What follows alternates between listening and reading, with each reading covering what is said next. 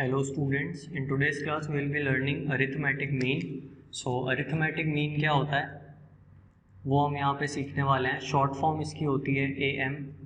So arithmetic mean that is AM. अब ये क्या होता है हम वो समझते हैं यहाँ पे.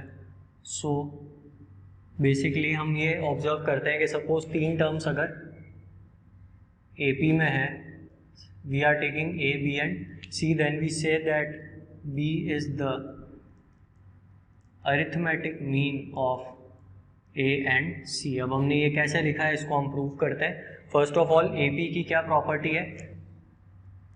AP की प्रॉपर्टी ये है कि उसमें जो डिफरेंस है second term minus first term का, वही डिफरेंस मुझे मिलता है third term minus second term का. सो यहाँ से मैं ये ऑब्जर्व कर सकता हूँ कि 2B मेरा आ रहा है A plus C, or we can say that B is equal to A plus C by 2. So what this signifies is that A plus C by 2 का मतलब क्या है कि हम A और C का क्या कर रहे हैं, एवरेज ले रहे हैं, मीन ले रहे हैं. therefore we say that B is the arithmetic mean of A and C. so this is called arithmetic mean. जो बीच वाली टर्म है वो उसके पहले वाली और उसके बाद वाली टर्म्स के एवरेज के बराबर होती है. अब हम जो एक इम्पॉर्टेंट चीज़ यहाँ पे पढ़ने वाले हैं वो ये है inserting M arithmetic means. This is very important between A and B. अब देखिए, फर्स्ट ऑफ ऑल हम यहाँ पे फर्स्ट टर्म को लिख रहे हैं A, जो हमारी लास्ट टर्म होगी उसको हम लिखेंगे B. ये वो दो नंबर्स हैं जिनके बीच में हमको M number of arithmetic means insert करने हैं. जब एक इंसर्ट करना होता है तो चीज़ें काफ़ी आसान होती है. अब मुझे M अरिथमेटिक मीन्स इंसर्ट करना है. मैं उन अरिथमेटिक मीन को डिनोट कर रहा हूँ कैपिटल A1 से. A1 क्या है? पहला अरिथमेटिक मीन. A2 जो है वो दूसरा arithmetic mean. A3 will be the third arithmetic mean. And हमको कितने अरिथमेटिक मीन्स इंसर्ट करना है? I have to insert M arithmetic means. therefore जो mth अरिथमेटिक मीन है वो हो जाएगा AM. अब हम इसको डिराइव करेंगे कि कैसे A1, A2, A3 से लेके AM तक की वैल्यू निकाली जाती है. और सिर्फ एक ही चीज़ हमको यूज़ लेनी है, nth टर्म का formula. We have studied that the nth term of an AP is given by A plus n minus 1 into D. ये एक बेसिक सा फॉर्मूला है जो हमने पढ़ा है. सो पहले मैं आपको ये समझाना चाह रहा हूँ कि A1 से लेके AM तक ये कितनी टर्म्स हैं.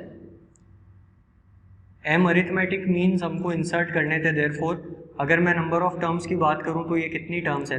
These are M number of terms. अगर मैं N की बात करूं तो N क्या होता है? Total number of terms in the AP. सो अगर मैं यहाँ पे N की वैल्यू लिखने जाता हूँ तो N की वैल्यू कितनी हो जाएगी? M ऑब्जर्वेशंस तो ये थे सिर्फ A1 से AM तक. उसके अलावा दो ऑब्जर्वेशन मेरे पास और है, A और B, यानी total number of terms in the AP is M plus 2. M terms ये है +1 and +1. There are total M plus 2 terms. Therefore अगर मुझे वैल्यू निकालनी है nth टर्म की बेसिकली, तो मैं कैसे निकालूंगा? यहाँ पे मेरा nth टर्म है यहाँ पे B.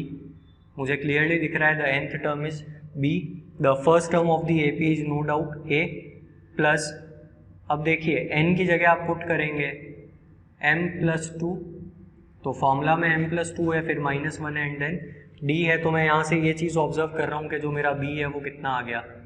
A plus M plus 2 -1 will be M plus 1 into D. Therefore मैं ये लिख सकता हूँ M into 1 plus D,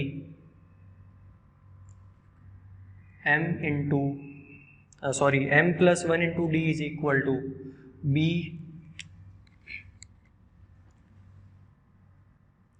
M plus 1 into D is equal to B minus A.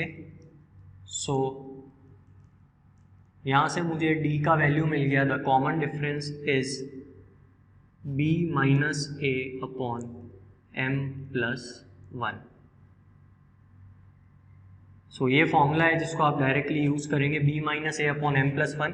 यहाँ पे B क्या है? B और A वो नंबर्स हैं, वो दो नंबर्स जिनके बीच में आप अरिथमेटिक मीन्स को इंसर्ट करना चाह रहे हैं. M is the number of arithmetic means. आप ध्यान रखेंगे M number of arithmetic means to be inserted है, ना कि टोटल नंबर ऑफ टर्म्स.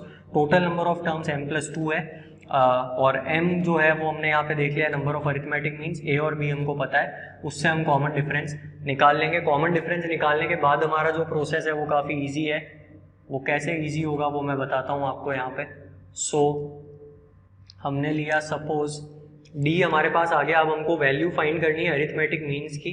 ए और बी आपको क्वेश्चन में हमेशा दिया गया होगा, डी आप इससे निकाल लेंगे। देयरफॉर अगर मैं फर्स्ट अरिथमेटिक मीन की बात करता हूँ, द फर्स्ट अरिथमेटिक मीन उसका नाम है A1। तो A1 कैसे निकाला जाएगा? फर्स्ट टर्म होती है A प्लस जो आपका अरिथमेटिक मीन है A1 वो कैसे निकलेगा? A प्लस डी से। जो सेकेंड अरिथमेटिक मीन है वो निकलेगा A प्लस 2D से, and so on if we go up to M। तो आप ये ऑब्जर्व कर रहे हैं हमेशा जितना A का सब्सक्रिप्ट है उतना ही D का कोएफिशिएंट है।